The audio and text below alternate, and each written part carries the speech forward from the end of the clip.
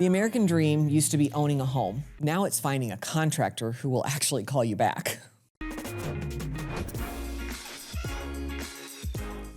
No joke.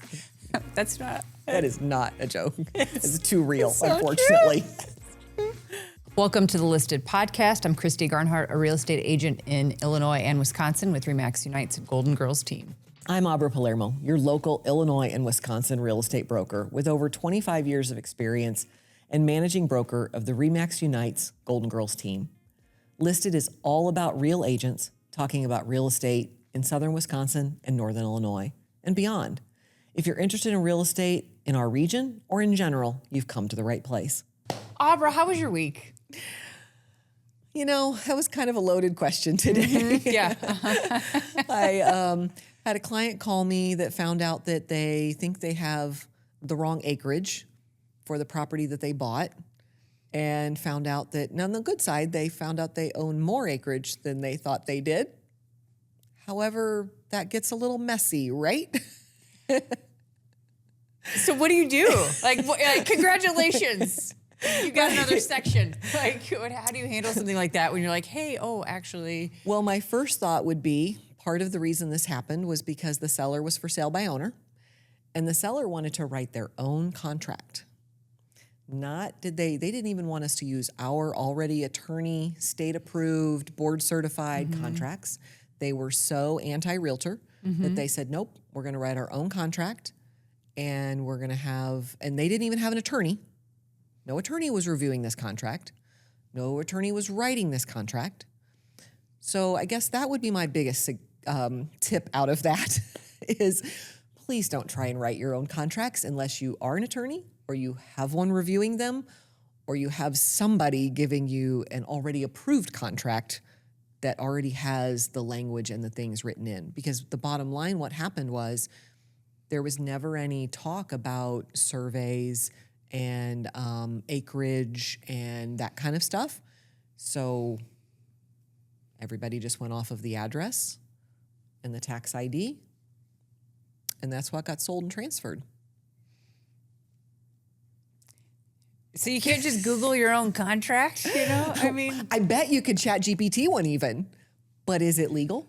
I think, didn't the attorney get disbarred for having chat GPT write his brief or write his court something, and then they found out it wasn't legal, and so he got disbarred because he never reviewed it? I mean, so sorry folks, like Google is great, ChatGPT is great, whatever AI platform you're using, it's great. However, also keep in mind that a lot of those resources are pulling information from contracts all over the country. They're not looking at what contract is here or what contract pertains to rural property versus a commercial property. So it just, I mean, the layer of onions there just gets really, really deep. And that whole transaction was very complicated, of course, because I was helping my clients with the buyer, but I wasn't communicating with the seller at all because, again, they were very anti-realtor. So they wanted to do their own contract. They didn't want to discuss with me. I tried sending our contract and said, here, this is what we would use. Nope, that's not acceptable. So I'm kind of on the sidelines just trying to help my buyer and protect them. But this is all going to be very interesting on, what happens with this one, because now we have a whole mess.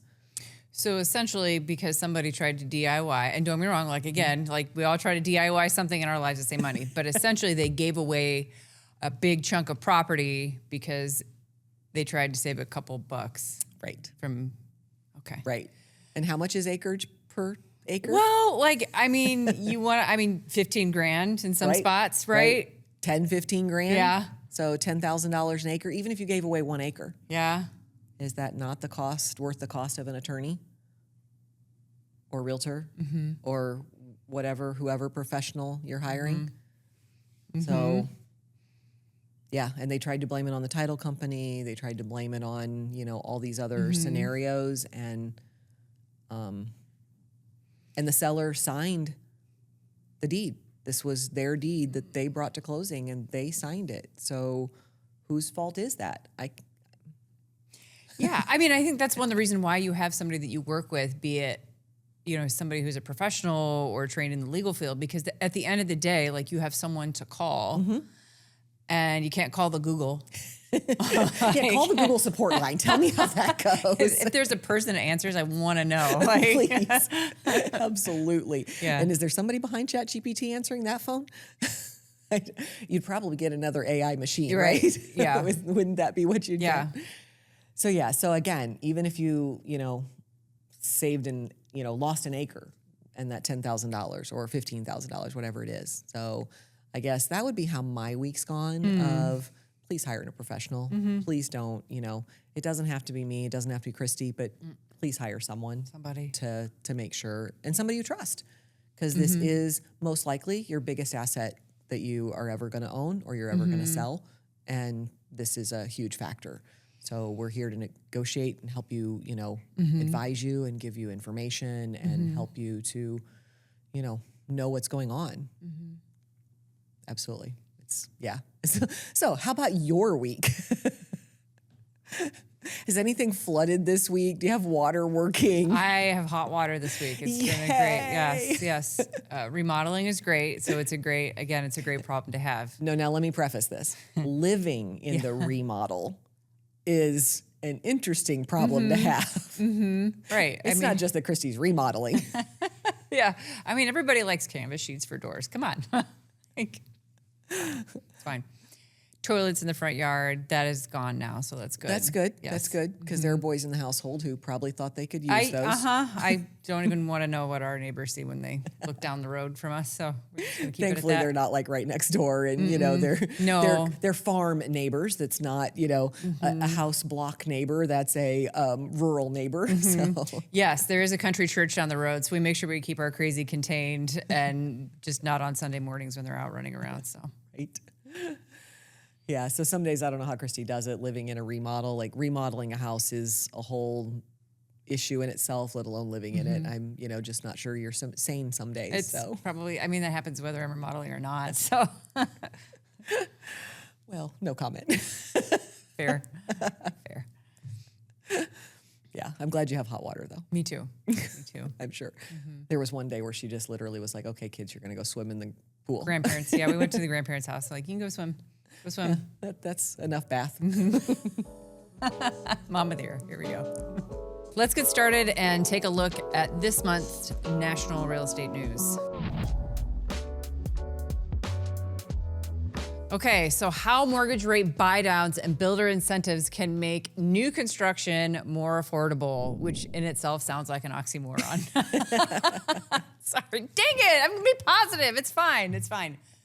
So builder incentives are becoming increasingly common as home builders work to attract buyers in a market challenged by affordability and higher mortgage rates. So rather than simply lowering prices, builders are offering perks like interest buydown rates, closing cost assistance, free upgrades, appliances, or other concessions. So while these incentives can save buyers thousands of dollars, many are tied to using the builder's preferred lender. So experts recommend comparing financing options and reading the fine print.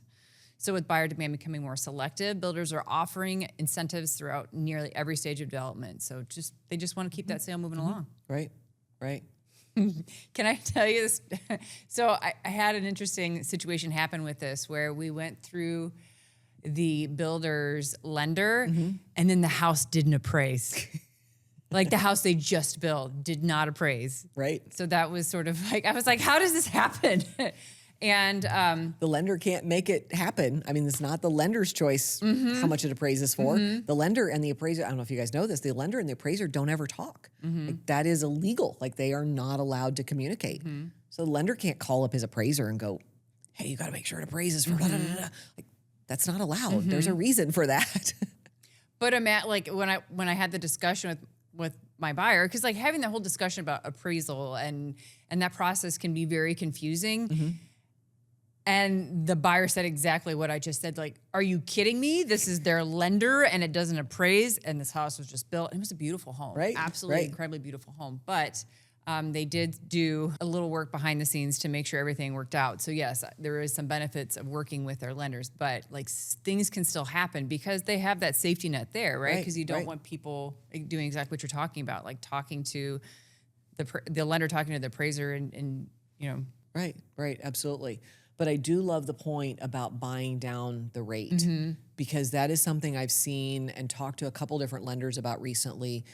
And they've been counseling their buyers about it, and I've been trying to suggest it to some of my buyers of rather than asking for a $5,000 price reduction or whatever it is, let's go in and ask for a $5,000 closing cost credit, and then ask your lender about buying down your rate.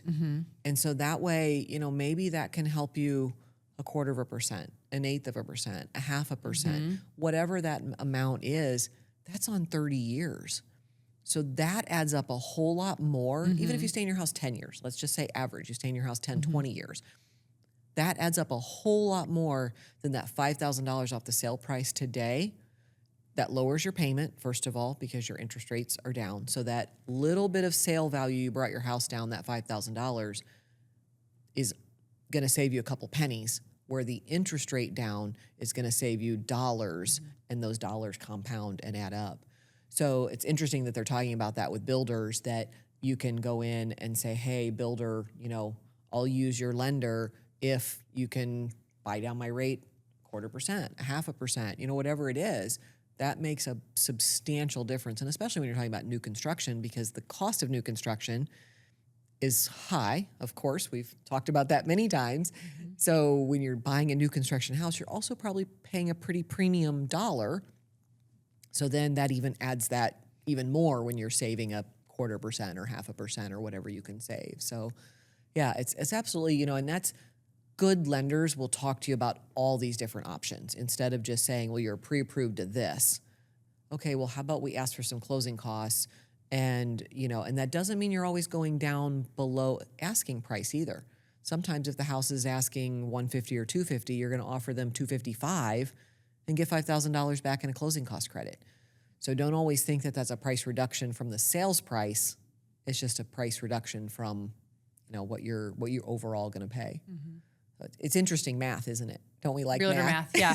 Realtor math is very interesting. Yeah, but that's why we always recommend people that we like to work with, and not because we're not getting kickbacks or anything. Gosh, I wish. Yeah, but we use people that we trust, and that when goofy stuff like this happens, we can call them and they're available, and they're good teachers too. That's the thing I've really learned is the best lenders. Yes, they can work their way around with a calculator, but they're also really good at explaining things, because if you've ever gone through a loan packet, it's huge. The files people walk away with, it's the Big Mac sandwich of financial paperwork. I love how you relate things. It's all to food, right?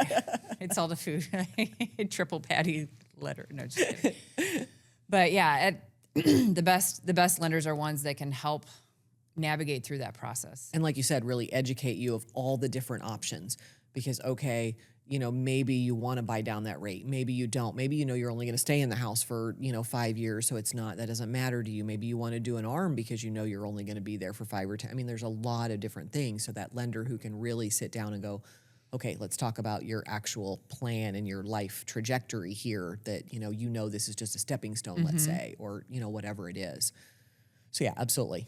Yeah. And then sometimes you'll have that buyer who, they found a house, and then because how their loan was structured, they were literally going to have to pay to sell their house because of how they structured their loan. And people are like, well, what do you mean? That's crazy, because property values are going up. Absolutely.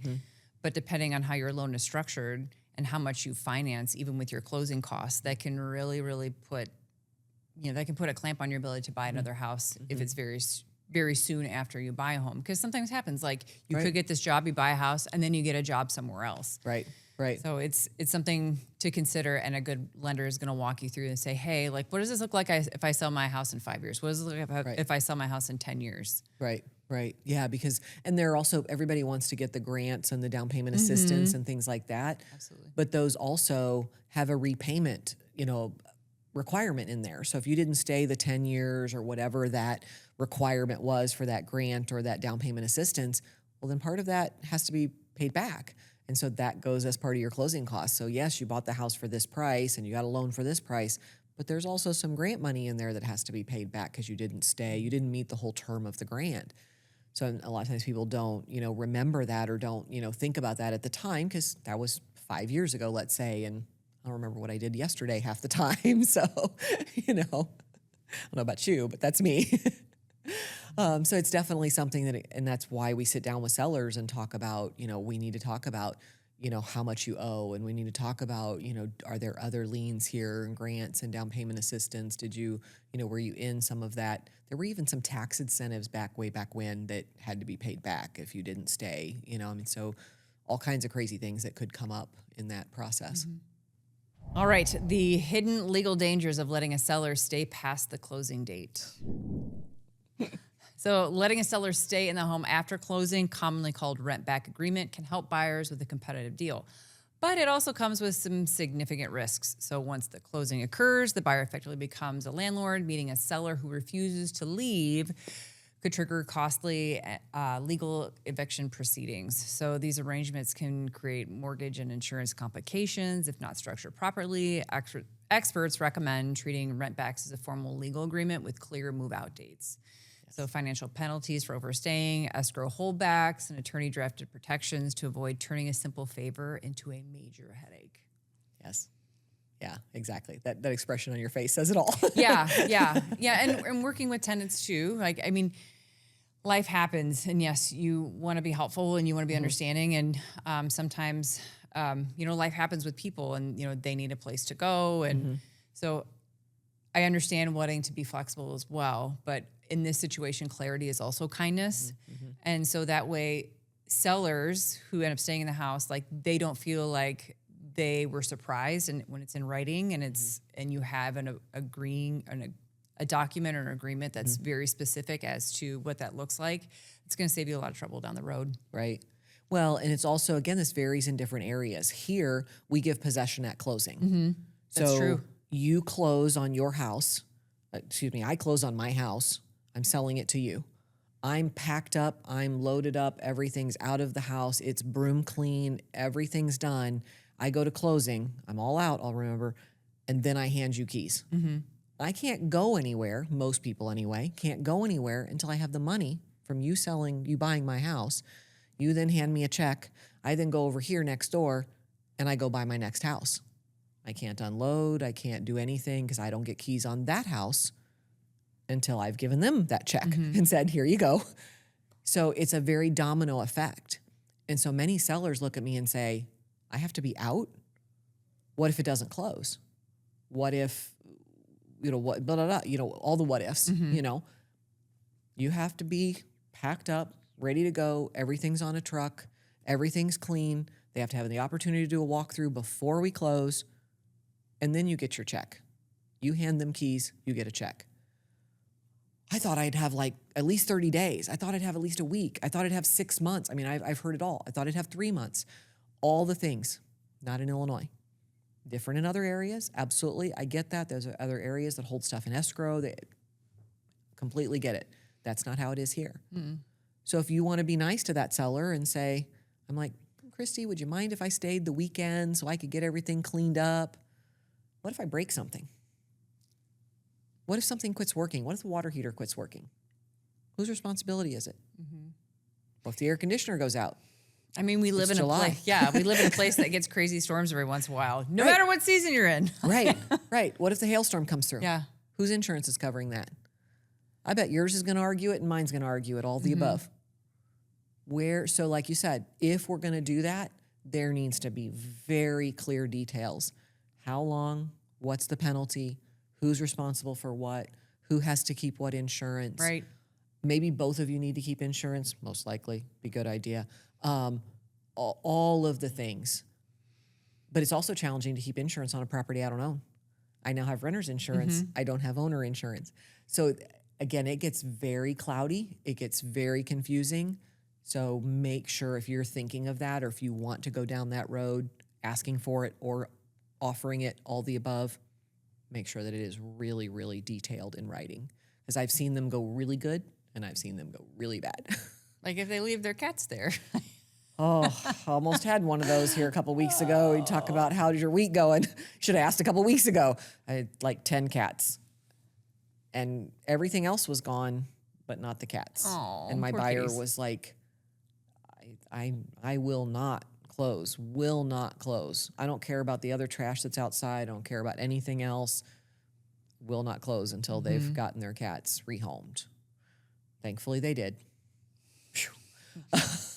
The cats definitely did not have agreements then, I'm Yeah, guessing. nope. The cats did not have post-closing possession agreement. Oh, There was man. no vet agreement there. Nothing.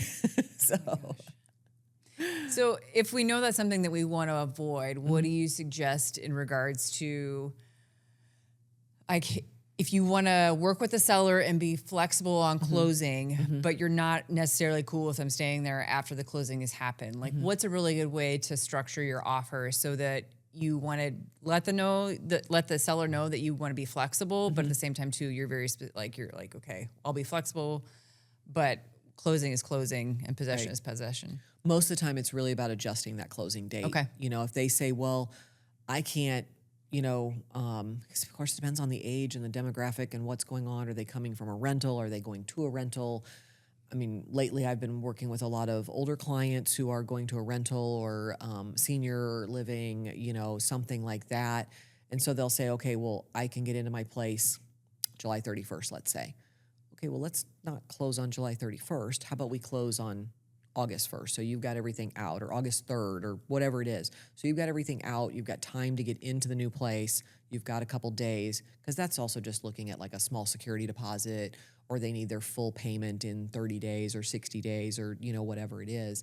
So if I have a client who, has to do the domino effect, I have to sell something today so I can buy something today, and do all that, then I'm really preparing everybody for, look, you're going to have to be loaded up in the truck. You've got to be, everything's, like I said, broom clean, all done. So it's really about making sure that the seller's agent, whoever you're working with on that side, has made sure that they've had that discussion with their seller.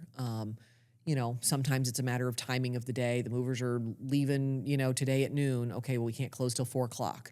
And I've had a lot of people, well, don't they close on Saturday? No, banker's hours. Yeah. No holidays, no weekends. Sometimes they even close at noon if it's a, New Year's Eve or Christmas Eve or, whatever. So sometimes it's half days, so no, as much as we work all hours of the day, they do not. So it's a lot of discussion early on in preparing, your client, either client, buyer or seller. And it's also different. Are they asking for a day? Are they asking for weeks? It'd be one thing if we close at, 8 o'clock and the moving truck's not going to be out of there until noon. Okay, maybe I could, I don't know. It really depends on the situation. So if they're asking for a longer time, essentially you should set it up so that you are the landlord with very specific. Very specific, that because makes sense. otherwise you're evicting someone. And what are your rights to evict them? And so, that's a whole nother costly process that takes time. So, what are all the stipulations there? What are the fines? What are the penalties? What are you going to be able to enforce? And it also comes down to a lot of trust. Do you, has the seller taken care of that home that you feel comfortable enough with them to know that they're going to take care of it and love it, even though they're just in there for a couple more days and they're not just going to, oh, we don't care, whatever, who knows? Because also what happens if you just walk in and they didn't clean it up? They didn't leave all, they didn't take all their stuff out. They didn't clean it. They didn't, get it broom clean. What's your recourse back? They walked out, they're gone, but they left junk behind that you've got to remove. They left stuff you've got to clean. What's the recourse there? Do you have, like you said, is there some kind of escrow hold? Is there some kind of, security type of deposit like that you're holding, like a landlord? So yeah, everything comes on the table, and that really needs to be negotiated depending on that situation. And in writing, is what I'm And hearing. in writing, absolutely. Everything in writing. No. Well, she said, no. That doesn't stand up. Yeah, yeah, and I think people are well-meaning when they do that. But one of the things that I have learned is that even the people who, like, through the entire process are super chill and they're, things are going really well. Like, it's stressful. Stressful. It's very stressful, and 99% of people are going to act a little bit differently under stress, and that's understandable. Right. And so the last thing that we want to do is add to that stress with adding a different layer of, like, okay, now we got to worry about this. So it's like, how can we structures this in a way where everybody understands what's going on, Right. and then we're not adding to probably one of the most stressful times in your life is moving. And it comes down to also last minute, like, they're trying to pack up at 7 a.m. and closings at 8 a.m. Right. Like, and they're still trying to, rush around and get everything, and so we don't want to walk in and do a walkthrough at, 8 a.m. and still find that there's this stuff left in the house and there's still, it's not clean and, all these things. So, trying not to squeak that out to the last 2 seconds before closing is also just going to add stress to everyone. Right. So, don't wait till the last second. And, the movers are leaving, at 4 o'clock last night. We tried to clean and then closing was at 8 a.m., but we didn't have enough time to finish cleaning. It's just not fair to anybody, No. So, Agreed. yeah. Agreed. Yeah. And we get it. It's very challenging to have to be out and have that domino, because what if this doesn't close? I had the craziest domino I ever had was it 4 deals or 5 deals? Now that I say that, it was 4 different deals that all had to close in the same time, the same day. Right. So if that first one didn't close, Oh my gosh. and that's because most people financially cannot just go buy another house without. That makes my stomach hurt just thinking about that. and it was very stressful down to the minute. And one of them got delayed, but we were still able to close in the same day. But yeah, it's very stressful. And again, everybody's to their peak of stress, and then you add on top of it more stress. Do you have a favorite day of the week to close? So most people prefer to close on a Friday because Yeah. then they've got the weekend. And so that's what everybody in their mind thinks. But then guess what? We had this scenario recently. Something happens and you can't close on Friday. Your next business day means closing on Monday. So now you're stuck waiting for 3 days. Yeah. What if your stuff's already packed up? Are you camping in your home? Are you going to the hotel? What are you doing? Because you're camping now. I mean, everything's packed up. You're barely even camping. You don't even have your toothbrush probably. It's all in a box. Right. So I don't really love to have closings on a Friday, but most people do that, and I get why, because you want to close and then you've got the whole weekend. Many times it's even on a holiday weekend. They'll want to close on the Friday before there's a 3-day weekend, Saturday, Sunday, Monday. Okay, well, if something happens, now we're to Tuesday before we close. So again, and like back years ago, this was when the foreclosure market was always going on. They wouldn't let us schedule closing, or they wouldn't let us write a contract that the closing was within the last 3 days of the month. Closing had to be 25th, 26th, 27th, whatever. They would not let you write it the last 3 business days of the month, because they knew that something always happens. And this way we still have 3 business days to get this thing closed and off the books that month, because they're also very month goal oriented. It needs to get off the books in that month. So every time we'd write a contract and the agent would send it to me and say, I want to close on July 31st. Nope. Needs to be July, whatever, like I said, that last business day is. I'd have to look at my calendar. And so, and they'd try and, why? Well, because guess what? Something happens. And I'd rather be prepared for the worst than assume the best. That makes sense. All right, so Nashville, Miami, Austin, once pandemic home buying hotspots, are this spring's strongest buyers markets. So the housing market continues to favor buyers in these areas, with nearly 47% more sellers than buyers nationwide in May. Okay, so nationwide. Nationwide. I'll start saying the song Nationwide on your side. Right. Anyway, so inventory has climbed to its highest level since 2020, while buyer demand has remained relatively flat due to high mortgage rates and economic uncertainty. So markets across the Sunbelt, especially Nashville, Miami, Austin, Houston, and San Antonio, are seeing the strongest buyer advantages, giving house hunters more negotiating power, more choices. However, a handful of markets like Long Island, Milwaukee, and San Francisco remain seller-friendly due to limited housing supply and strong demand. That's a very random smattering. It was very interesting, though, some of those Oh, I get cities. it. Coast, middle. I'm here, folks, all day. Not just for the rest of the hour, actually. But it's very interesting listening to those cities, because part of the reason why those people have left those areas is to come to areas like here, Right. where it's affordable. Yeah. Because look at the prices in San Antonio, Nashville, Miami. I didn't get all those, but there were a couple others in there. Sunbelt. Yes. all those areas, look at what their average prices were. Look at what our average prices are. How many people have we had moving in from out of the area? And I had somebody I was talking to as a fundraiser the other day, and I was sitting with this great couple. They were so sweet. And they're like, I don't understand. These people down the street, from us came here from Tennessee. I'm like, yeah? Why on earth would they come here from Tennessee? I said, well, I don't know specifically, but I said, I can almost guarantee you they sold a $600,000 house. And I said, no, I'm just using averages. And they came here and bought a $200,000. Well, how'd you know? So that house down the street from you sold for $200,000, right? Yep. I said, they could walk in here and pay cash, lower their cost of living. But why on earth Freeport? Because it's affordable. Well, what about jobs? There are jobs. And there are people who also, when they take that kind of a reduction in cost of living, maybe one person's only working now. Maybe one person works remote and one person works, wherever.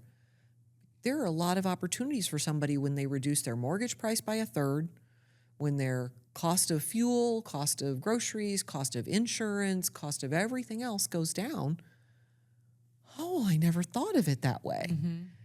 And so, because, they're seeing their neighborhood with, I think that one person moved from California, one from Tennessee, another one from Texas, all places you just listed. Yeah.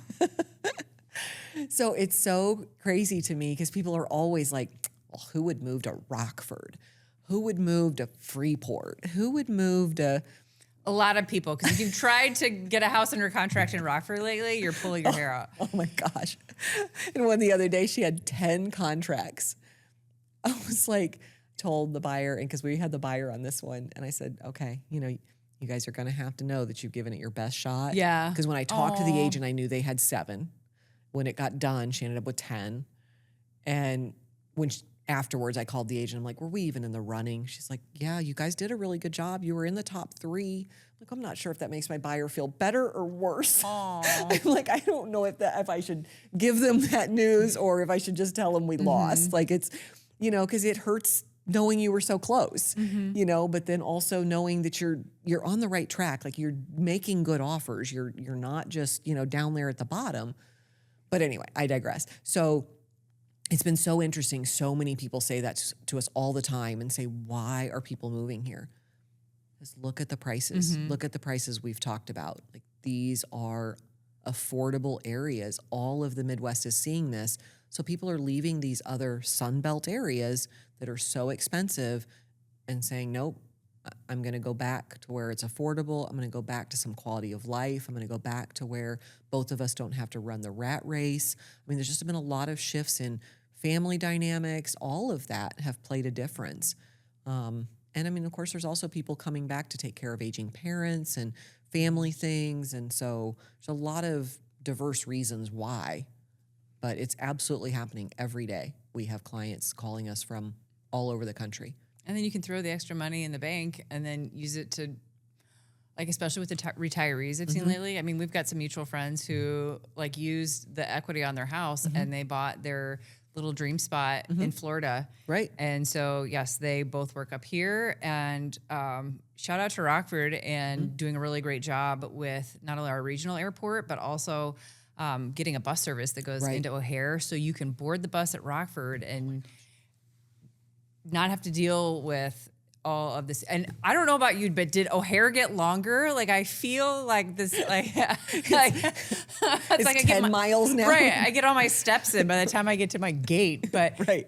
I mean, and you can get to anywhere from here, Right. especially, I mean, we're not that far even from O'Hare Airport. Right. So Right. literally, Right. yeah, it gets cold in the winter, but if you have that money in the bank, you can get a cute little place someplace in the Sunbelt, which is on sale right now, it sounds like. Right, which absolutely now you can go get a deal and buy some of those properties that you've been dreaming of, or take some of that equity from your home here, or downsize, all the different options. So absolutely that's a thing. And, no plug for the Rockford Airport, but a plug for the Rockford Airport. Absolutely. I mean, it is so convenient to go through security in Rockford. First of all, you're paying to park in Rockford, not on O'Hare. You're going through security in Rockford, not in O'Hare. And you sit on a bus, you don't have to worry about the traffic and the driving and things like that. Of course, sometimes there are delays in riding on a bus too, but You're not the one sitting there dealing with it. You didn't pay the fuel for it. You know, you're not burning your fuel. And then you get let off at a gate inside O'Hare, not going through security again, not checking bags again, all of that stuff. It is super simple, super simple. Done it myself. I had several friends who had talked about it. I was like, oh, give this a try. Super simple. So now I literally can fly anywhere from Rockford. Just go to Rockford and figure out, am I getting on the big airline to take me to O'Hare, or am I getting on, you know, the regional airport? Simple. Yeah. Yeah. They should sponsor your podcast, Barbara. Right. Rockford Airport. Can we get a plug? I'll plug it a little more if you want. It's just a couple dollars. Yeah. It just makes sense. And it's actually, you know, it's a nice place to live too. So, Right. I mean, I just think about just a couple blocks here. Actually, where we're filming this podcast is above a really, really nice restaurant that my parents and their best friends, who they've been best friends with for over 40 years, they had their anniversary dinner downstairs just last week. You know, we're right across the street from the movie theater. Like, our super cute office is just a couple blocks over. Yeah. So it's a really cute place, and they have really great cookie jar too. I love most of the downtowns. Yes. Rockford's done a great job revitalizing their downtown. All of our little communities have done a great job at really revitalizing their downtown, bringing back that, you know, boutique, hometown, you know, local feel. Yeah. And that's what most people want. That's what they want in their downtown is the local owners that they can, you know, stop and talk to. They know they're supporting that local person. You know, it's wonderful. And all the community events, like, you know, all of our downtowns are great about having these, you know, festivals and community events and, you know, things like that. So The splash pad is happening right now. oh my gosh, yes. I mean, this is, you know, it's so fun to drive by there though, too, Yeah. seeing the kids just, you know, going crazy. And so that's super, super fun. I love when they turn that on and, you know, and when it gets warm. Now Except that if it you- finally, yeah, it finally yeah. has gotten warm. Yeah, except if you're taking your kids to the library and they're mad that they're going inside and not to the splash pad. So that is the only drawback of the splash pad is to head into the library. I'm guessing that's happened. Maybe more than once. Can you bribe them with ice cream instead then? Is I that what you do? should, Yes. Okay. Yeah. A little ice cream around the corner. But Yeah. yeah, I mean, we've got a couple boutiques on our street, like jewelry, Yep. furniture. You literally could just start at the end of the block with absolutely nothing and walk away with a house, furniture, a really cute outfit from Langley, right? right. All of the things. Yeah. Right. And some cookies to make everybody happy Yes, at the end of the day. right. A little glucose to keep you going. And some coffee because everybody's Yes. going to need some coffee. Yes, coffee too. Yeah. All right, so we'll be right back with a look at our regional market updates.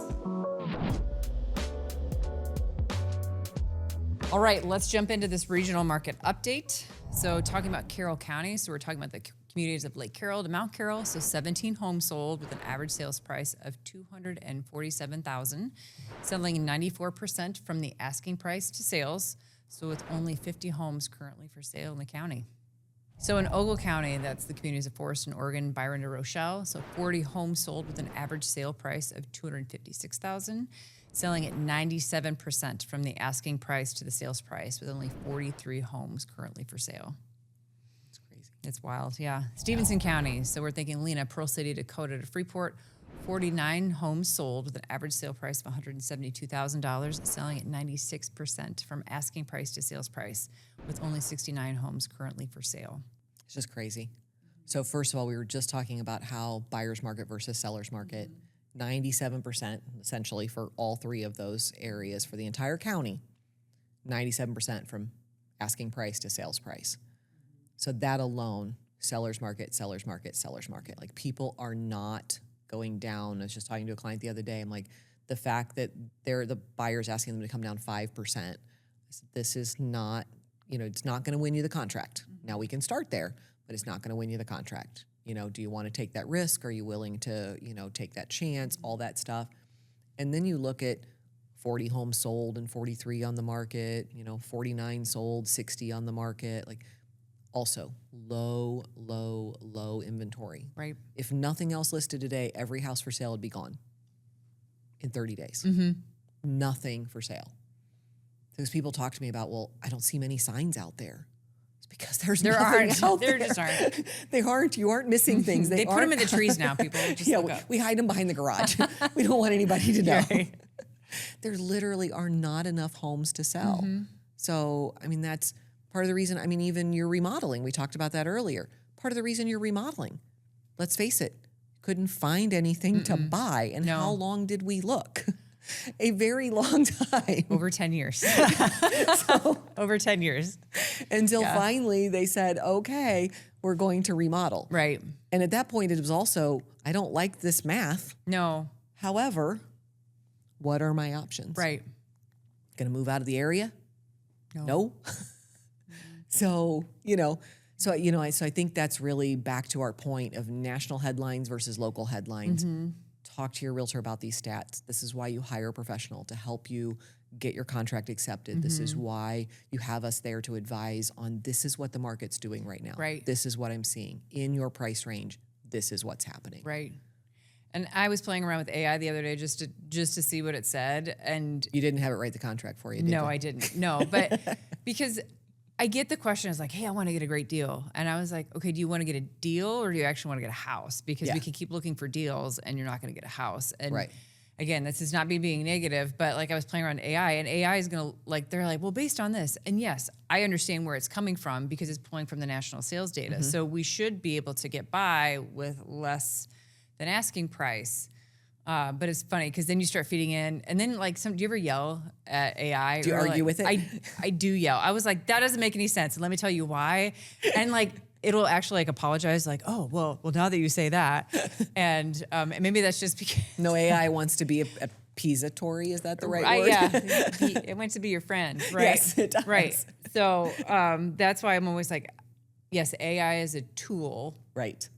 But we have to really start looking at and even neighborhoods, right? Because we look at, even in a Freeport, in a town our size, the communities have the different sections of town will have different rates of how quickly they sell. Right.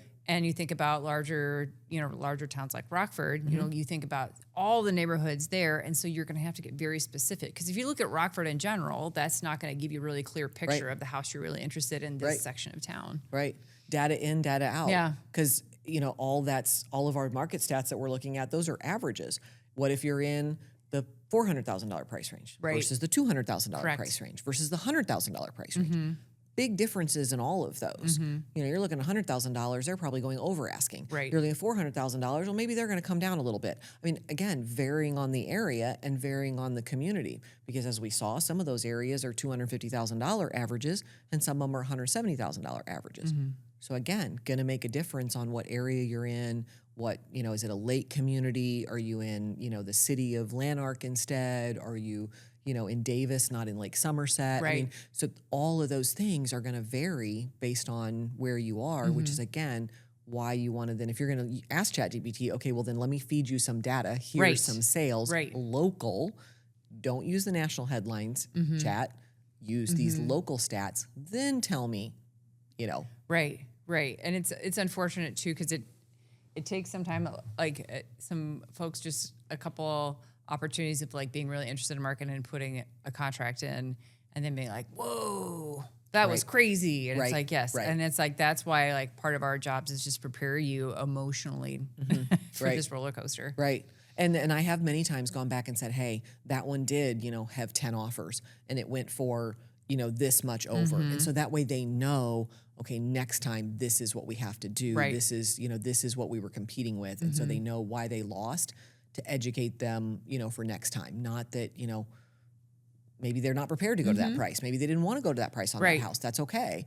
But, this is what we're going to need to do. And this is where, where we're at. So. Yeah. And sometimes wild things happen. I've been in different situations where I've had clients that have lost out on a house and something falls through with the financing of the first contract. I had this poor lady, she was and this is what the listing agent had told us, she had this major health crisis, was in the hospital.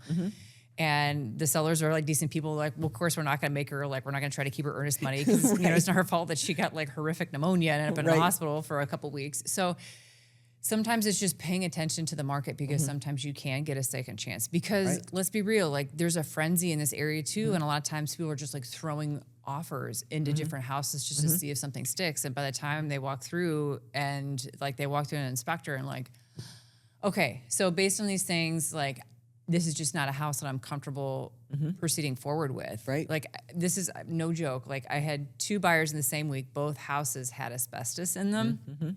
And one was like, absolutely not. Like, we can't, we're not going to do anything about this. The other one's like, well, I guess if there's a fire, there's some heat protection.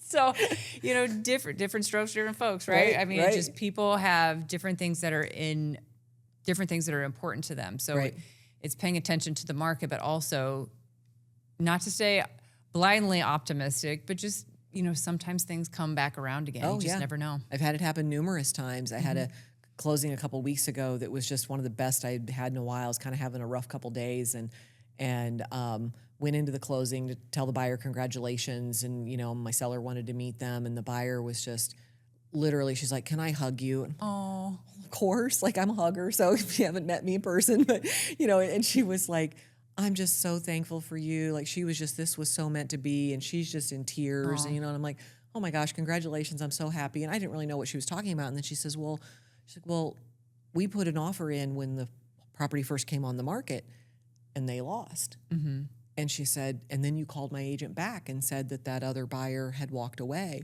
And she said, my agent called me and said, first of all, I don't usually get this phone call. And she said, so you need to decide right now, like, because this is going to go quick if they, otherwise they're going to put it back active on the MLS.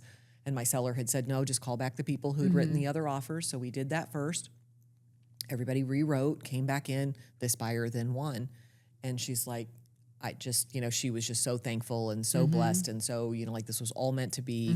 And it was just because I called back those other, agents and said, hey, are your people still interested?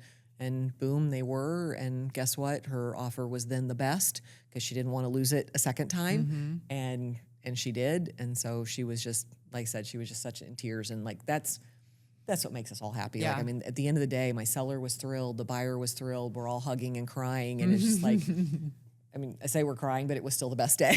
Right. So Absolutely. it just reminds you of this is why we do what we do, to make everybody happy and to make everybody's dreams come true. And, Right. And let's be real. Like, we all know, like, that real estate agent that gives you the ick, right? And we don't like working with them either. Right. Like, No. it just, But if you can work, like, again, nobody's perfect. Absolutely. Like, things happen. But we want to work with people who are professionals as well because, we want to make sure that things are fair, things are equitable, and like having good relationships with other professionals in the area is helpful to everyone in the transaction, from the lenders to the buyers to the sellers. Like, people know they're like, oh, okay, they're working with this person. And a lot of times, you'll walk into a closing and you'll see a lender that you've worked with work with the other side, and you're like, okay, fantastic. Like, when you see that person's name on there, you're like, this deal has a really good chance of going really well because there are quality people around the table who are making sure that buyers are prepared, that sellers are prepared, and that the process is going to go as smoothly as possible. yeah, and there's great communication between us. And like I said, just like that buyer's agent telling, her buyer that, like, look, most agents don't actually call me back. And she's like, the fact that we got this opportunity, we need to go and do it. And so that was just one of the best days of just, reminding you that, there are great people out there. Absolutely. And there's, great people to make this happen. And we all want to make it happen. And the seller got to make their dreams come true. The buyer had their dreams come true. Like, that is what it's all about. Yeah. So we're going to take a quick break before we are joined by our community guest of the month. Laura, welcome back to the show. I can't tell you how exciting it is. For those of you who didn't catch episode 6, we talked about so many things, and I think there were a lot of conversations that were like, oh, we'll talk about that. We'll get to that. And there were so many things. It was just like, okay, I have to have you back because we just didn't even cover half of the topics we wanted to get to. So again, for those of you who didn't see episode 6, Laura Dickerson is the founder and owner of Prime Revival Health and Wellness. She's a doctoral prepared, board certified family nurse practitioner, specializing in functional medicine and helping patients uncover the root cause of their health concerns. After years of working in acute care nursing, Laura began exploring more comprehensive approaches to wellness, leading her to functional medicine and the creation of Prime Revival Health and Wellness. Today, Laura works with patients to address everything from fatigue and inflammation to hormone imbalances and overall wellness. One area that's getting a lot more attention lately is hormone health, hormone replacement therapy, and bioidentical hormones. So, Laura, to kick things off, what are one of the biggest misconceptions that people have when it comes to hormone replacement? To say it simply, most people, when they hear hormone replacement therapy, they immediately associate it with being unsafe. Okay. That it is unsafe and that it causes cancer. And generally, it is kind of a forbidden or we should not have it. Okay. All of that is untrue. And of course, I generally say the other misconception around it is that hormone replacement therapy is there's only one type. However, there are various types, synthetic versus bioidentical, and also different methods of delivery, which ultimately those all vary in safety, in efficacy, and all of that type of stuff. So again, to say it simply, the biggest misconception is that hormone replacement therapy is unsafe and that we shouldn't have it. So yeah, people avoid it because they've heard too many horror stories. And also, to be fair, though, a lot of that was on older models of hormone therapy or older delivery systems of hormone therapy, right? Yes. Yeah. I think I generally, there was the Women's Health Initiative that I feel like most people are familiar with. That was back in the early 2000s, and it was a study done on hormone replacement therapy. There are physicians to this day that have argued the information that was presented from that study and have asked for it to be redacted because it is false information. It was, I can't quote the exact statistics on it. However, basically they did a few, they had a progestin, which is a synthetic form of progesterone, versus a placebo, which is nothing. It was actually determined that the progesterone, the progestin, which is the synthetic form, was the cause for the breast cancer in that patient population. However, they came out and said that HRT, so hormone replacement therapy in general, is unsafe. And from that, it kind of squashed everybody in moving forward with any form of therapy. Right. Right. Yeah, and that's, I think we've talked about that before, is like ask questions, do your research, talk to people, look at your labs, talk about all the options. Yes. Because it is not just a patch or a shot or a, pellet, creams. Like there's just so many different things, and different things work for different people too. Yes, and different absolutely. life schedules and things like that as well. Yes, absolutely. So it is not, when it comes to the hormone world, it is so imperative for patients as well as providers to understand that it is not a one-size-fits-all. Hormones are very, very individualized, and even from, say, for example, from me or you, like this morning, my hormones may look much different than what my afternoon hormones look like, or the need may be different. So they change all the time, and I say providers that are putting hormones in a one-size-fits-all are doing their patients a disservice, because it's not. That is far from how hormones should be managed, or even give optimal health outcomes with that. Right. Yeah, because like you said, we're all different, and everybody has different stress levels. We all have different, metabolisms and things that we're going through in our life. We're all different ages and stages in our life. Yes. Some people have had hysterectomies, some people have not. Yes, you got this is all these different things. Well, because I've learned it all from you. So. I love it. Yes, I'm glad. So that means you're listening. Right? I do listen. Yes. Most of the time, anyway. When we always catch, some of what we hear, and we remember parts of it, right? So. Yeah, and that's and that's one of the things also we talked a lot about on the prior episode was all the functional medicine part, because you don't just look at hormones, you're also looking at the vitamin Ds and the thyroids and the other components that are also affecting people. Yes, absolutely. So I generally say again, and I speak from my functional side of medicine or health. And it's never just, so if I specifically looked at sex hormone levels alone and, applied them to the clinical picture of what I'm hearing from the patient, again, I feel like I would not be giving that full functional approach to the patient, because you absolutely need to look at some other areas, which includes micronutrients. We kind of discussed that on our previous podcast, as well as what does the thyroid look like? Thyroid is part of the endocrine system. So again, hormones, they're all one. I generally describe it as you have a basketball team. So say you have your ovaries, or ovaries of an aging female, or they're in peri or postmenopause. their ovaries are kind of taking a seat on the bench. You know, they're like, I'm going to come play. Maybe I don't want to play today. Well, when those ovaries take a seat on the other bench, what happens to the rest of the basketball team? They're like, oh no, we don't know what to do. Right. It's that same concept with like a thyroid. Your thyroid can absolutely follow what those ovaries are doing. So again, you've hit the nail on the head. It's very important to look at the big picture and not just, sex hormones alone. Yeah, absolutely. Like you said, because it is the whole body. And if one thing's out of whack, then other things might be out of whack just because that thing's out of whack too. Yeah. So. Or even what I've seen in some patients too is that maybe they're clinically presenting as if they have like, quote unquote, I say hormone related symptoms. However, when I'm looking at everything and hearing their story, it's a thyroid imbalance that is their primary issue.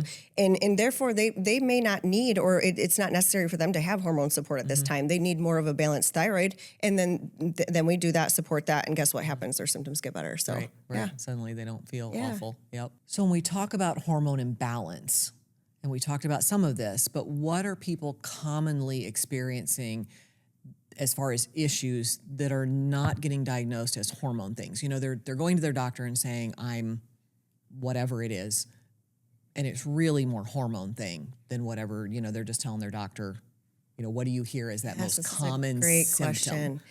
question. I would say in my perimenopausal, this is a common question, or I say a great question, common question, but also a very loaded one.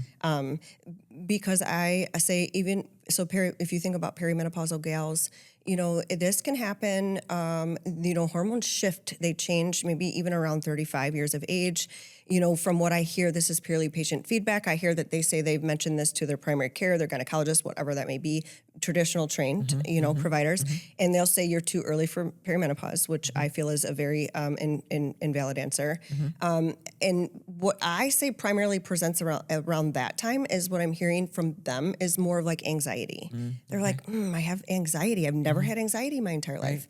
That is hugely linked to a progesterone deficiency, which is the first hormone that declines when a patient is approaching that perimenopause or in that perimenopause.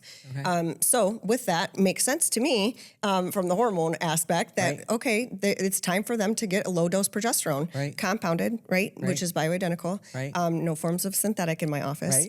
Yes. I know that. Yes. And then, but however, you have a patient that may not understand the hormone world or their provider didn't offer them that. So instead they're giving them a medication that is just purely to Band-Aid that anxiety when that's not the problem. It is, this is a change in their hormone levels in their body. Right. We talked a lot about that on the prior episode of, prescription that takes care of the symptoms, but doesn't fix, like we talked at the beginning about your root cause, your functional medicine really looking at the root cause of, okay, well, why are you anxious all the time? Let's not just give you something that makes you not anxious. Let's give you something that treats that anxiety internally. So you talked about that for perimenopause. What about women who are getting into menopause or postmenopausal?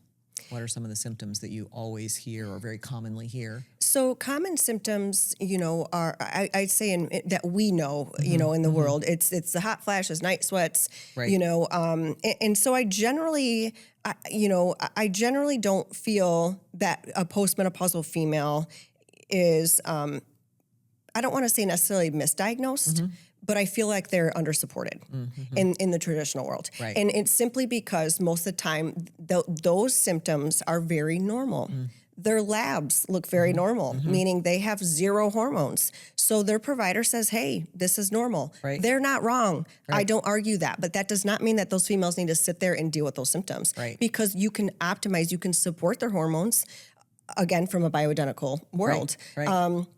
So they typically say to those females, or I've had some females come to me that have been in that world, and they have been put on SSRIs. They've been put on this medication, or they're experiencing multiple UTIs. So they've been through multiple courses of antibiotics. When no, their hormones just need to be fixed and supported. It's that simple. Well, and that was when I started seeing you, and that's, to kind of correlate some of that is, my labs were down to, I had no hormones level. Like it was just down at the bottom Zero. of the chart. Yeah. You know, I was You have no fuel. I felt like I was actually negative, but Yes. if that was an option, Yes. but that wasn't. Yeah. But you know, and it was, you know, it was that fatigue, it was that no energy, and I'm a positive person. Most people would probably know that. I'm a glass half full person. And I was just like, I'm just gonna stick my head under the covers, and I don't even want to get up. You know, I don't want to go face the day. I don't want to, you know, take on those challenges. And like you said, my primary care was like, well, you know, we can give you something to, you know, help give you, you know, this or that. And, you know, and it was like, no, like, what is wrong with me? I just feel awful. And this is just not okay. And that was when I came to you, it was just like, this is not okay. I don't know what's wrong with me, but it's not okay. I think that brings up a great point too that I forgot to mention. It's that I say in perimenopause, not quite as significant. However, in those postmenopausal gals, one of the things that I notice, or they, you know, talk to me about, is that they just feel not themselves. Their confidence is gone. Their personality, they say their personality has changed. They have no desire to really engage. It's more of, it's kind of like on the depressive spectrum. Right. And naturally, because you've lost, how I describe it is you've lost like prime ingredients to your recipe, which are hormones. So naturally, you're going to be blah, you're going to be down, you're not going to feel like yourself. Right. And it is so, how do I say this? When I generally see a patient for the first time and hear their story, and then when I see them for their follow-up after we've agreed on a plan, and I see them, and when they walk into my office and they have a smile on my face and they tell me in various ways, this is the best money I've ever spent on myself. I am so glad I've done this. I feel like myself again. That right there is why I continue to do what I do. Right. Because that's what they need. And it just truly is amazing. Just from one time, like one visit. Of course, there's going to be trial and error as we move forward in health. However, that alone is why I continue to do what I do. Right. Well, in your comment earlier about, you know, somebody, the doctor saying, oh, you're too young to go into perimenopause or menopause or whatever. And that was what I'd been told too, is like, oh, you can't be, you know, at that point yet, you know, whatever. And it's like, I know I am. Like, this is not me, you know? And so then I spent a lot of time trying to find, you know, a doctor that, because thankfully I'd had friends older than me who had already gone through it or were going through it. And so that helped to, you know, okay, well, I need to start doing some research and finding somebody local, you know, that does what they've been through. So yeah, I was getting told all those same things, you know, you're too young, you know, let's put you on some antidepressant, you know, whatever. No, that's not okay. That's just not, it doesn't fix things. It doesn't fix things. Yeah, that gives me a Band-Aid, and that stuff's very addictive. And yes. And just understanding, another simple understanding is going back to, we age much faster in today's world than we ever have. So I understand that maybe those guidelines or those kind of that data that those providers are maybe referencing to, they're not have evolved into the world today, meaning things have changed and processes are happening, meaning that aging process is happening much quicker. Therefore, maybe they're not, you know, 45 or 50 and starting perimenopause, what traditional literature shows. That's not the world we live in. So update yourself. Right. Yeah. Well, and I looked back and remembered, okay, well, like my mom was in that same age when she went through it, my grandma. And so it was also like, there are differences in different genes and different, you know, family history and things like that. So not to totally age myself, but, you know, they were about 10 years old, you know, younger when they went through it also. And so it's like, okay, well, this makes sense. If they were that age when they went through it, and why wouldn't I be? And I've been trying to prepare my daughter and preparing her husband as well. Sure, absolutely. You know, there's some things you have to look forward to. Yes, definitely. You know, or to watch out for even, because sometimes you don't even recognize it in yourself as much right away as the people around you who like, okay, why are you, you know, acting that way, or why, you know, what is going on? And, you know, sometimes others catch it in you a little sooner. And I do say, you know, so that goes right in line with, you know, many of my patients will come and they feel ashamed. They feel such ashamed of the way that they are, that, you know, I can't believe that I am, you know, I yell at my kids all the time and I do this and I do that. And, you know, of course they're recognizing in themselves that this is not normal. And they have a very short tolerance. They have this, that, whatever. And so it rides right along with that. It's kind of a lack of, I say part of it is a lack of education that we've been given to as women to understand these next chapters in our lives. As far as what does perimenopause look like? Nobody prepares us for that, physically or emotionally. We are not young and spry for the rest of our lives. Like that's just not how it works. But we naturally live in a mindset of that. And we're not taught that this is what your body may look like after children. This is what perimenopause looks like. This is what emotionally the things that are going to change. Right. And so we think because we're not how we used to be, that all of a sudden we should be ashamed of these things and this is not how it should be. And that's false. We have to accept these next chapters, but we have to learn about them first. And there's just not enough education out there about it. Right. And you think you can just, well, I'm just going to eat right. I'm just going to take some supplements. I'll just, it'll all just be fine, you know? Yeah. And again, like you said, a lot of our parents or grandparents or whatever just lived without hormones and that was just okay and that was accepted. And we saw some of them struggles or we lived through those struggles because we were the, you know, the kids at home or whatever. But it was just, you know, you just brush it on the rug. Nobody talked about it for sure. Nobody talked about it. Yeah. And I think that's one of the reasons why I was like, okay, I got to have you back because we didn't even get to that discussion. And it's such a huge thing. I talk to women all the time and that are like struggling with some of this stuff. And I'm like, ladies, like you can go ask questions. I mean, I had a friend of mine who I kept pushing for the last year or two. You need to go see Laura. Like this is not just, you know, take anxiety meds, take depression meds, like all this stuff. And she's like, oh no, I'm too young, or I'm, you know, this, or no, I feel fine when I take that. Yeah, but I bet you would feel better if you took this and absolutely. tried this. So it's just. Yeah, and understanding, you know, to that, understanding that, you know, her symptoms are not related to, say, for an example, like an SSRI, so an antidepressant. Her symptoms are not related to like an antidepressant deficiency. Her symptoms are related to a hormone deficiency. Right. That are fuel. It's food. It's everything our body needs. So instead, yes, you can. I say it's of course patients choose their journey. And so, yes, of course, you can stay on those medications. However, understanding, doing the research, asking questions, understanding that like what the value of actual hormones are, it's a whole nother world. And then I say after you've learned the difference there, then make your informed decision. Right. You know? Right. Well, and we talked about that with the functional medicine discussion. It's not that sometimes you don't need other medications, but if you could fix the core, you know, like you said, the basketball team is all in place, then that's fine. Now, maybe there's still other things, but let's start with the core and have your basic medicine, you know, internal metabolism. How do I want to say that? Your internal metabolic system, that's the word I'm looking for. Yeah. You know, that is all in balance and right before you start taking all the other things. Because, sometimes you still need other things or need a boost or, you know, whatever, maybe, you know, or need help to sleep or things like that. Although we've done a lot of that discussion too. Yes, we have, yes. Sleep is number one, right? That was one of the things we talked about last time. So, and I think we've touched on this a little bit, but who do you feel like lends to be a good candidate for hormone replacement therapies? And is that conversation just for women or should it be for men too? That's a great question too. You know, there are on certain, so there are in certain cases, hormone replacement therapy is not ideal or recommended for some people. For example, if you have a clotting disorder, whether you have, you know, bioidentical or synthetics, you cannot get estrogen. The same concept, if you have a true underlying seizure disorder, you cannot get estrogen.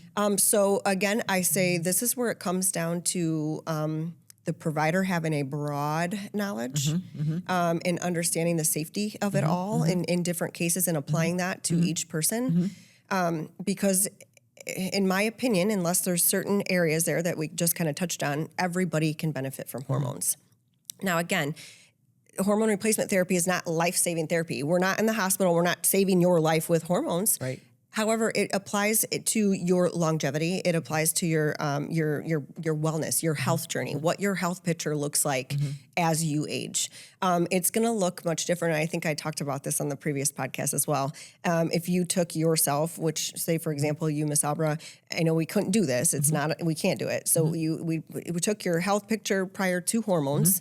And then we kind of fast forwarded 10 years. We looked at what it looked like or what your health looked like, your health profile, 10 years without hormones on board and 10 years with hormones on board. It's going to look very, very different. Right. Yeah. Right.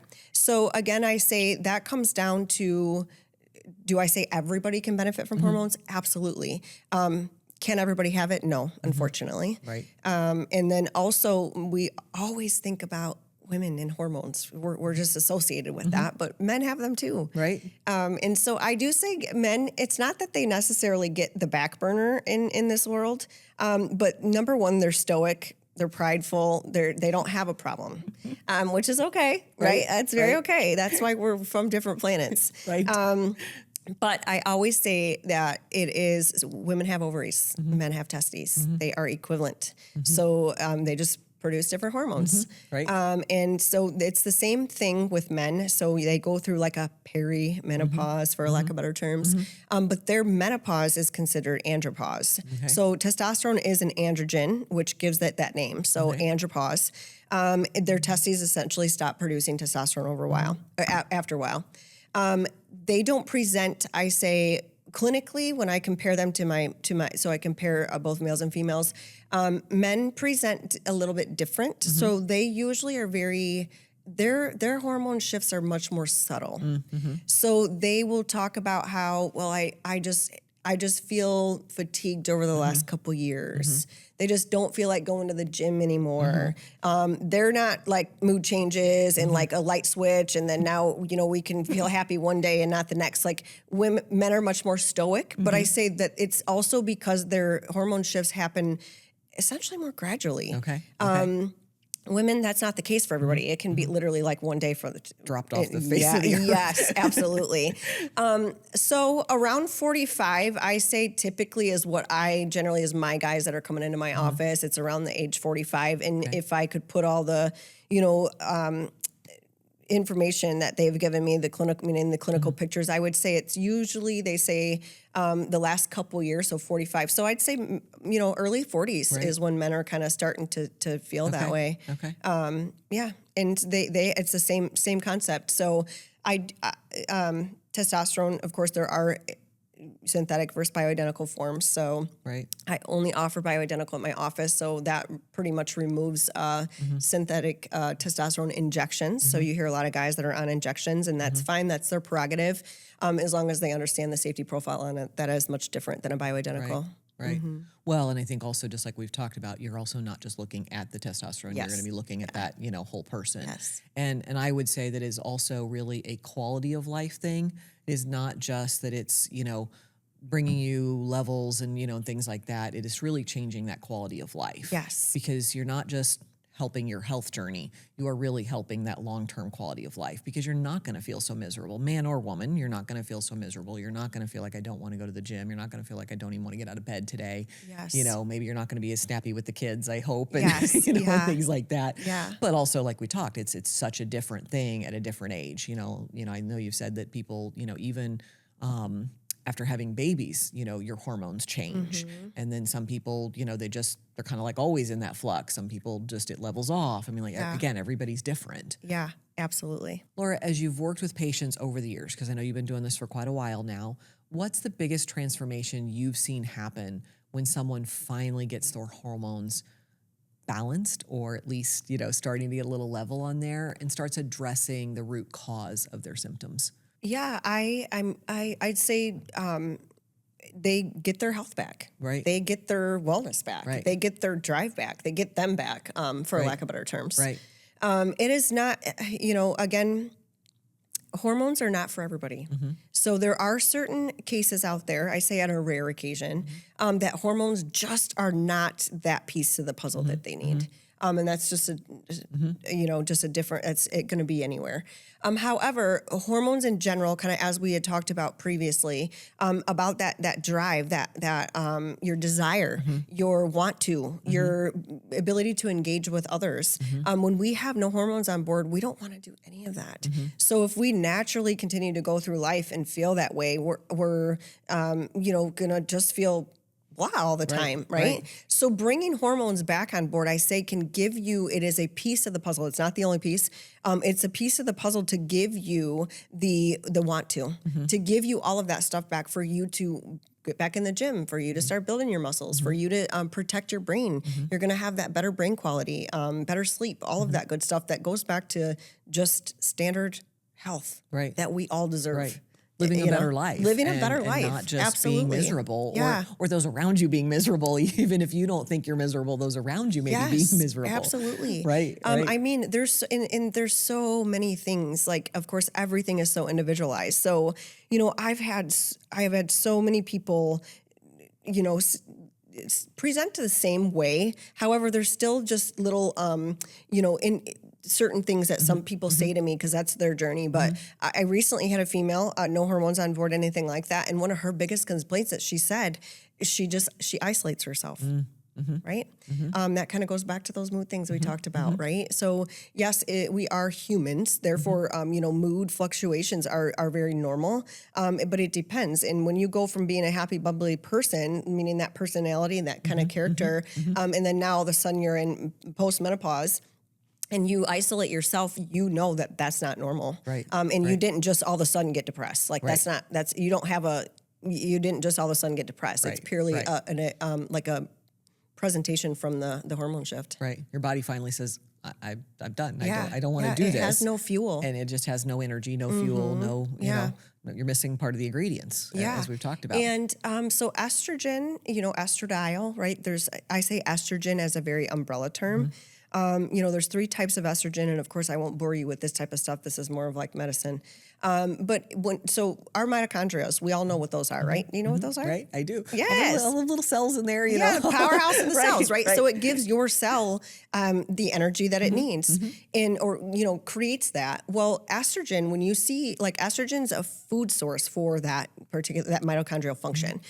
So when we see that, say perimenopause, it's not that your ovaries are no longer working. That's your postmenopause.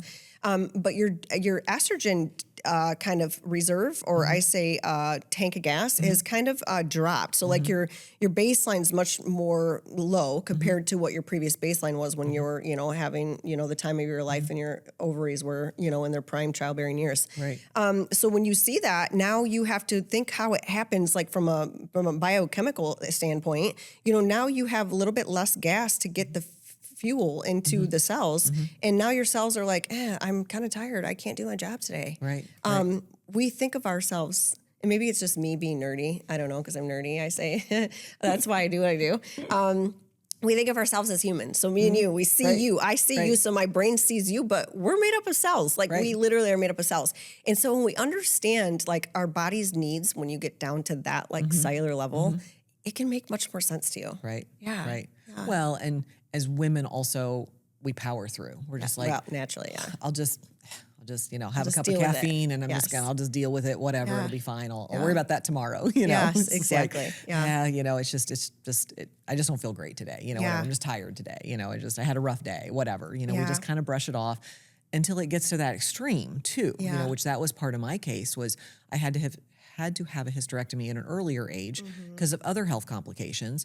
And I'd asked the doctor at that time, well, do I need to think about hormones, whatever? And he's like, let's see how things go, give it a little while, and sometimes, you just level off and you're fine and, whatever. And I was like, okay, well, I'm fine. Yeah.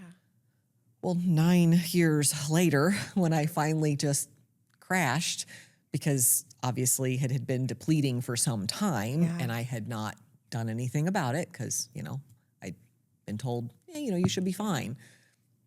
And waited a lot too long. Yeah, sure. But as all of us do, again, just powering through, until it was like, this is not okay. Yeah. And then finally found you and was like, look at these labs. And then it all was like aha moment of, well, no wonder I feel awful. Yeah. And it was very validating to not just be like, this is my life now? Yeah. This is how I feel now? This is what I'm going to go through for the next many dozens of years, because I'm not that old. Yes. Yeah. And so there are wonderful providers in both worlds, functional, traditional, that type of thing. And so I do say I'm hearing a little bit more, of, your traditionally trained doctors being a little bit more receptive to, prescribing or managing, some hormones. However, again, remembering that you as the patient have to say whether you want synthetics or bioidentical, because they are very different. But I do say that there's a little bit more willingness from other providers to say, hey, here we go, let's get some hormones on board. Right. But it also, patient outcomes, their what their outcomes look like also depends on that provider's ability to manage the hormones. It's not just about saying, hey, here you go. Here's your estradiol. Here's your progesterone. It's about managing and listening and hearing that clinical picture and knowing those changes. Because I always say that if a patient is on one prescriptive dose for 10 years, that is absolutely absurd. Because their body has needed much different trends, ups and downs, and this and that. Therefore, that is just poor management. Yeah, nothing. I mean, even taking vitamin D's or different things like that, you don't take the same amount forever. You don't take the same amount different seasonally too. Like in the winter when we all hide inside and haven't seen the sun for months and, you know, all that kind of stuff. It varies all the time, which is why we do labs regularly. You know, not something you do every month and all that kind of stuff, but you do it a couple times a year typically and, you know, check and see where you're at and, you know, if we're suddenly going up too much or we, you know, going down or, you know, whatever. So. Yeah, and that's, you know, like you listed some of those symptoms earlier of like getting UTIs all the time and, you know, and things like that. And, you know, and again, like you said, the traditional medicine, they'd said, okay, well, here, let's try this.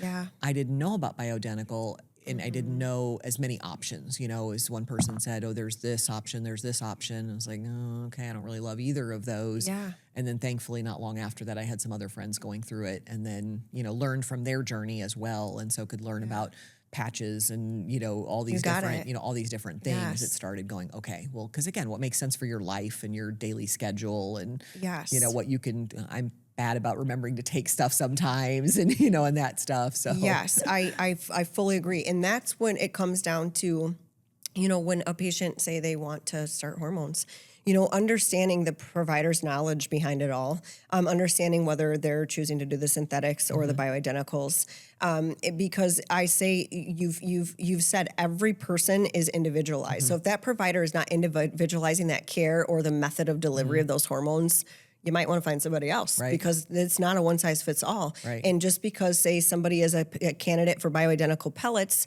does not mean that everybody is going to benefit from bioidentical pellets. Is there anything else that you would say is typically a misdiagnosed symptom or very commonly misdiagnosed that people come in and say, yeah, my doctor said I was this when it was hormones? That's a great question, but I'm going to answer it a little bit differently because I feel like there's so many common symptoms that are associated with menopause that we know. So your hot flashes, your night sweats, your fatigue, your lack of motivation, you just feel so tired all the time.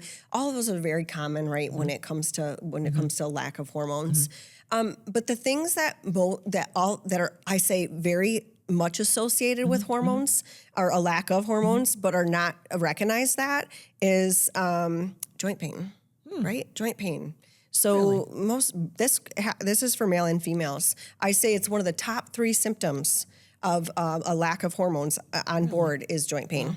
Yes, and usually when I've worked with my patients to optimize their hormones, that's one of the symptoms that resolves. And in understanding that hormones, when they're done right, the bioidentical aspect, they actually have health protective properties, anti-inflammatories being one of them.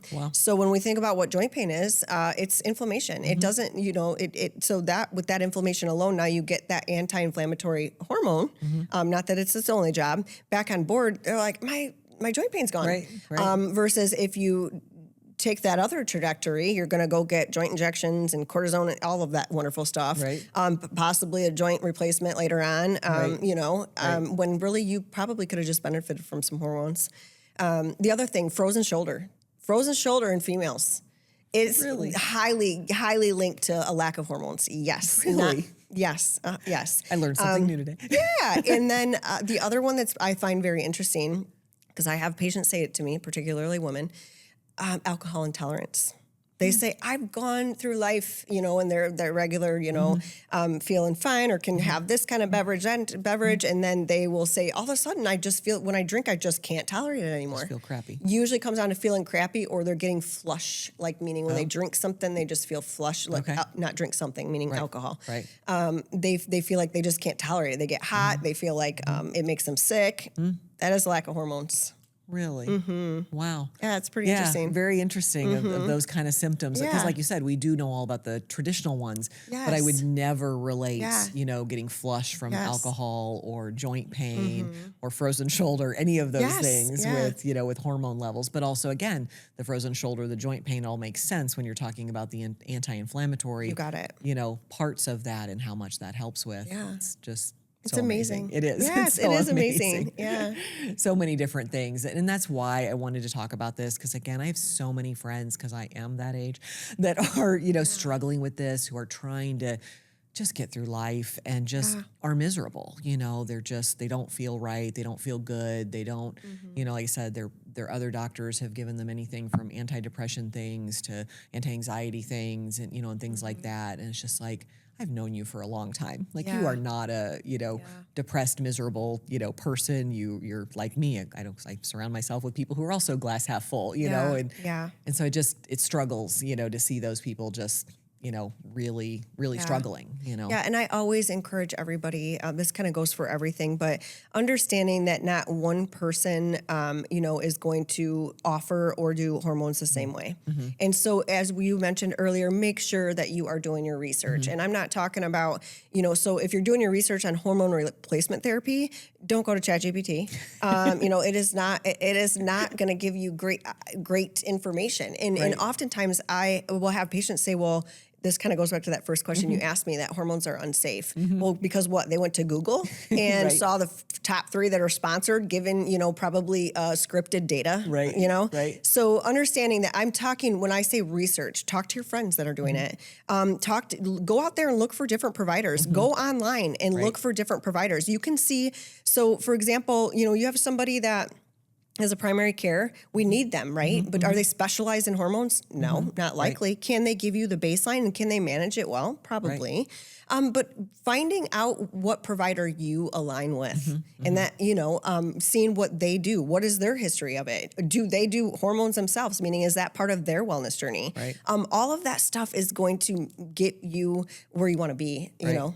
And not just a lot of times too, not just a primary care who's a family practice, maybe somebody who specializes in women's health or, and is seeing women through that whole journey of, And the other thing that I also say that I see a lot, and it kind of makes me cringe, is that you have a lot of these aesthetic or wellness practices, aesthetic practices, that type of thing that are offering hormone replacement therapy. And it's not that they may not be doing, and they may offer bioidenticals. However, understanding that is likely just that's not their specialty. They kind of offer multiple things. So you have to consider that when you're in what outcomes you're looking for. Because that can play a role in how you feel and what the right thing is for you. Yeah, I did look at one of those type of aesthetic type of places, and I also just felt like you didn't actually see the doctor or the nurse most of the time. Sure. It was just, a technician type of, and it was, no, I really want to, you and I sit down and have a discussion of like, okay, how are you really feeling? Not just, what's on my labs, how are you really feeling? What's going on? What kind of stress have you been through? And so, because that also helps you relate those labs to why you're seeing them here or there, or do we need to up this, or do we need to, decrease this or whatever. So yeah, I think again, I absolutely have a passion. I love to do what I do. You know this by now. So that is one thing that I will not let come in between me and my patient care. Is ultimately I want to see my patients. I see my patients every time. Does that minimize my ability to be able to bring on all new patients under the sun? Absolutely. But I love what I do, and so I'm not going to compromise that time with my patients. I think, yes, could I? I could get, technicians, MAs, that type of thing, RNs in there to do some things. But I love my time with my patients, and it helps me connect those dots, versus hearing it from a third hand or that type of thing. I can talk directly to the patient, and I think that is a huge factor when it comes to how the patient's outcomes are. Right, absolutely. And like I said before, like I've also noticed a difference in just even my primary care now going to somebody who specializes in women's health, who has, just seen that journey more through, a whole lot of women and not just, family practice where it's women and men and older and younger and, and just such a diverse, diverse absolutely. group. So absolutely. And because it is all putting it together. You still need that primary care. You still need all those, things. You got it. Just putting all the pieces together. You got it. So absolutely. Keeping the puzzle in place. Yes. How about that? Yes. So, I think, Laura, we could sit here and talk for hours. I don't know how long it's been already, but we could sit here and just continue on and on. I agree. I just, always love the conversations. I love how much we can share because I really want people to understand that they don't have to hide and be miserable. Yeah, and, there are options out there. Find your person, doesn't matter where you are. Yes, Start I love researching. that you say it like that. Find your person. Find your Yes. person. Yeah.